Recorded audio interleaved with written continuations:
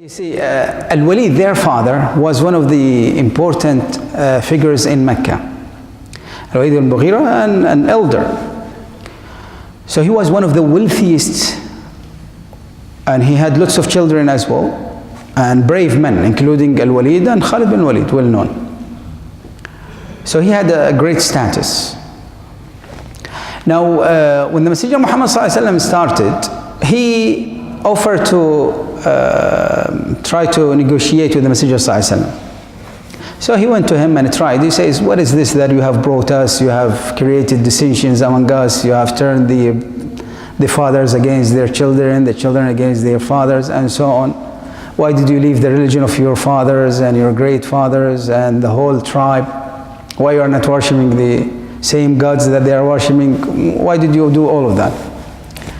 So the Messenger ﷺ listened to him until he finished. When he finished, he says, did you finish? He says, yes. He says, are you ready to listen to me? He says, yes. The Messenger ﷺ started reciting from Surah Fussilat, the beginning of Fussilat. It's a beautiful surah with deep meanings in them, speaking from the beginning about the Holy Quran and the reaction of Quraysh, and then about the original creation of the whole universe, and then a warning to them that if you will not desist from your enmity, Allah Almighty is saying, then give them a warning about a punishment similar to the punishment of Ad and Thamud before them. Clear? And then he explains what happened and goes on. The surah goes on. So when the Messenger started reciting, when he reached here, and he started reciting, so if they turn away, then say to them, I am warning you of sa'iqa, like a thunder, a killing thunder, like that of Ad and Thamud. So he immediately jumped, Al-Walid bin Mughira, and covered the mouth of the Messenger sallallahu alaihi wasallam, and he said, oh Muhammad, I am begging you, it is your family, it is your relatives, this is your tribe, don't continue. He feared at that moment that the punishment is coming now. This is what he thought. That is how deep they understood. These words are not from a human source. Impossible to phrase it in such form. And we have probably given some examples of the deep meanings in each one of them. They are people of the language, so they understand the deep meanings carried in each one of them, naturally. So the moment the Messenger ﷺ started giving the warning in the ayah, he's reciting the ayah only. So he immediately jumped and he says, oh Muhammad, I'm begging you. These are your people, your family. Don't let the punishment come upon them. So he returned to the people of Quraysh. He was about to perform Islam, very close to Islam. He was highly touched by what the Messenger ﷺ said. But when he returned there, Abu Jahl immediately noticed. He said, verily Abu al-Walid has come to you with a different face. It is not the same face that he went with. He went with a face, but now he is returning with something else. He has been changed. So when he was there imploring, and he explained to them, he says what happened? He says, people, I'm telling you, by Allah Almighty, I am the one that I am most aware about poem among you. This is not poem. I am the one that is most aware about the soothsaying and the sorcerers. That is not soothsaying, that is not sorcery. This is something so deep. I'm telling you, by Allah Almighty, it has a beautiful sound, it has a beautiful rhyme, it has deep meanings. It grows and grows and continues to grow. Its roots are deeply established. Its height is immense. It is full of fruits, means results and meanings and so on. It surpasses anything. Nothing can surpass it. So take my word, join him. This is for your own good.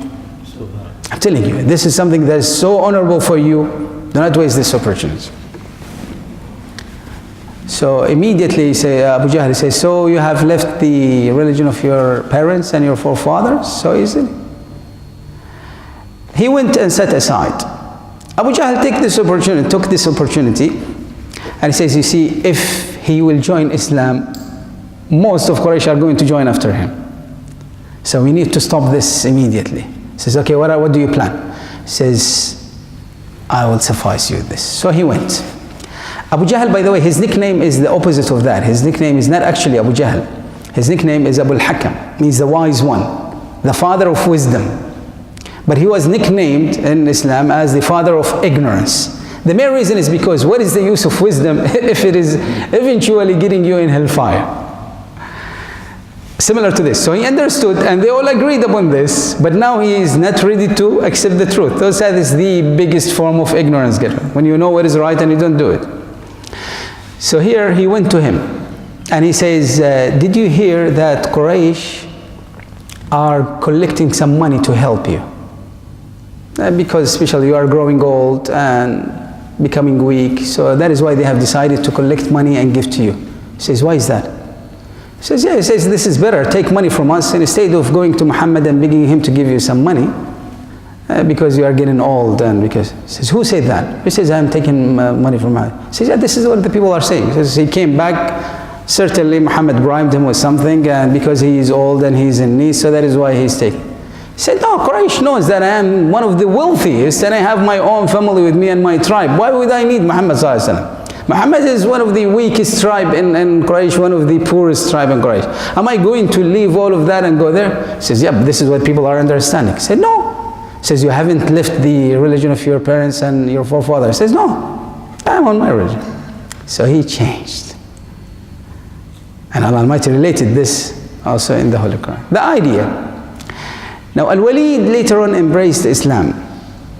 And when the Messenger ﷺ was in the Umrah of in Hudaybiyah Umrah in the 7th year of Hijrah, when he reached there and he saw Al-Walid and he became a Muslim, the Messenger ﷺ asked him, what about Khalid? Where is Khalid? So he told him that he is in Mecca still.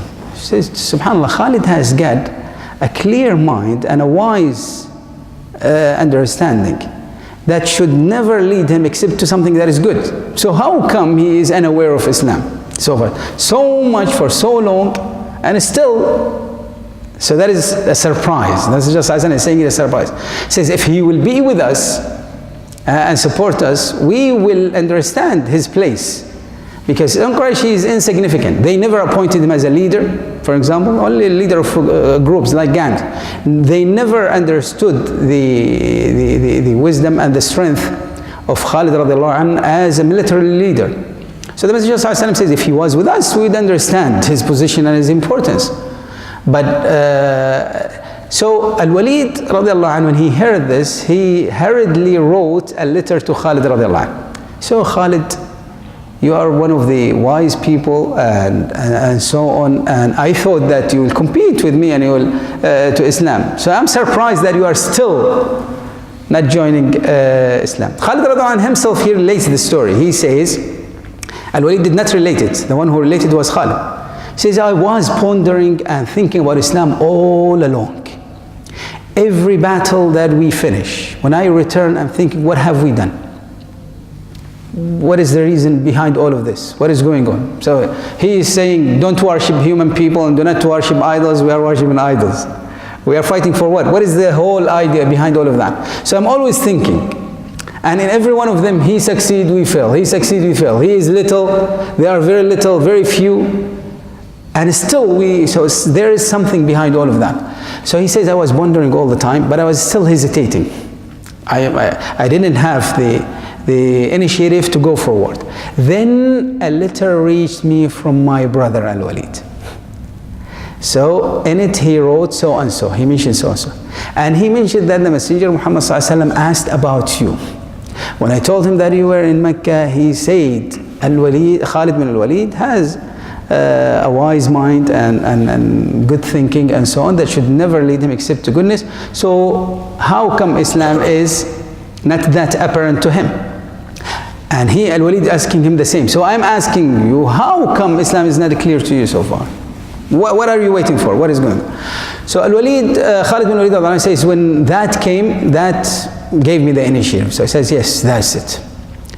So he said, I've decided to go. So he went to one of his friends in Jahiliyyah, spoke with him to join him. He says, what do you think about all of this, etc.?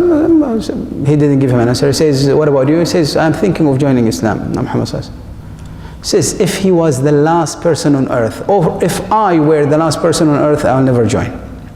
He says, so I thought, yeah, because his father and his brother were killed in Badr, in the first battle, so maybe he has a hard feeling of joining Islam.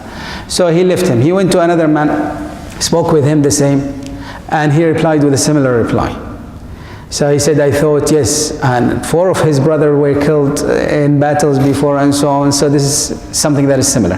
He says, then I went and I saw Talha. So I said to Talha, I was hesitating. He says, shall I tell him or not? By the way, he told the 2 before, he says, don't mention this to anybody. He said, I will never mention it. So he went, he said, I hesitated to speak to Talha or not, because I thought he's going to give me exactly the same answer. So I said, then I said, it's not worth it, let me just say. So I said to him, what about so and so? He says, this is what I'm thinking about. That was my decision. He says, okay, shall we go together? He says, yeah, okay, fine. But of course they feared Quraysh of leaving at the same time. He says, so we'll leave one by one. He says, anyone who reach earlier, he will wait for his brother, so and so. So they went. In the way, when they were there, they met a 3rd person. Says, they said hi to him, he replied, he says, what is going on? They say to him, we are going to Muhammad sallallahu alaihi wasallam. He says, by Allah Almighty, that is why I'm here. So let's go together. So they went, the 3 of them. When the Messenger Muhammad sallallahu alaihi wasallam saw the 3 coming, the 3 knights of Quraysh at the same time, brave men, young men of Quraysh coming, all of them at the same time. So Khalid radiallahu anh is relating. He says, the Messenger sallallahu alaihi wasallam, when he saw me from afar, he smiled, and he remained smiling until I approached him. When the Messenger sallallahu alaihi wasallam saw them, he says, Quraysh has thrown to us their best. Their best, the essence of their liver. That is what the Messenger sallallahu alaihi wasallam used, the phrase in Arabic. Okay, part of their liver, part of their body, the most important part. So the Messenger sallallahu alaihi wasallam says, Khalid says, the Messenger sallallahu alaihi wasallam kept on smiling until I reached. So I approached him and I said salam to him with the title of Prophet and Messenger of Islam. And then I said, O Messenger, I bear witness that there is no God but Allah, and that you are the Messenger of Allah sallallahu alaihi wasallam. The Messenger sallallahu alaihi wasallam replied to him, I said, I always thought that Khalid radiallahu anh has a wide and clear mind that should never lead him except to goodness. Then the brothers said salam, and by the way, they were elder than him, but subhanAllah, Khalid was first at that time. Of course, Khalid did not remain long in Islam, subhanAllah, just about 6 years only. Many people do not understand this, do not know this. He lived in Islam just about 6 years. All the achievements, the victories, the war that he fought, all the struggles that he has done, all the victories was just in 6 years, 6 short years. From the Safar, the 8th year of Hijrah. And he died at a young age, approximately 43 or 47. There are 2 different narrations. But all these achievements were done in this short time. So that was the push that was given by the brother to Khalid radiallahu anh that changed history, literally. Literally changed history. Come again? Al-Walid was elder. Khalid was the younger one. Allah subhanahu wa ta'ala knows best.